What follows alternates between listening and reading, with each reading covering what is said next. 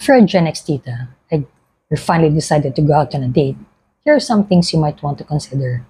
Of course, sa totoo lang, some things haven't really changed. But some things have from the time na ang alam mo pa ay quad at saka where else. Okay? So here we go. First of all, safety. Palagi. Okay? Make sure that someone knows, general information about where you're going, especially if you're meeting someone you haven't met. Para lang alam namin kung saan yung pinakamalapit na presinto. Okay.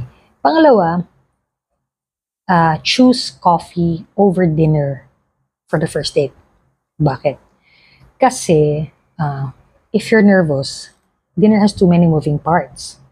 At least, pag coffee, 2-3 hours in true tita fashion in the afternoon, kung hindi masyadong maganda yung takbo, then it'll be over in a while. And if it's good, then at least, there's always space for another day. Okay. Third, keep it light. Hindi pa naman kayo magli-live-in. Huwag masyado munang mabigat. Have fun, get to know each other. Okay, which leads me to this thing that people always tell me na they cannot find someone interesting.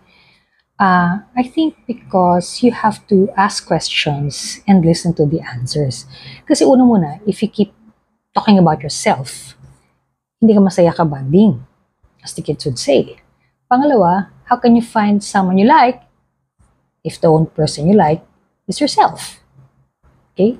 And finally, if you like her, you want to see her a second time, tanungin mo na kaagad. Ask her for a second date there, harapan. Matapang ka, tapangan mo. Kaya mo yan.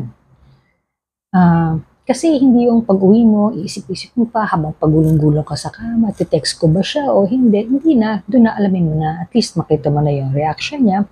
She likes to see you or she prefers to give her dog a bath. Para tapos na, di ba? Wala nang maraming games. So, yun lang. Those are some of the things you might want to consider. Tell us about it and I hope you have fun.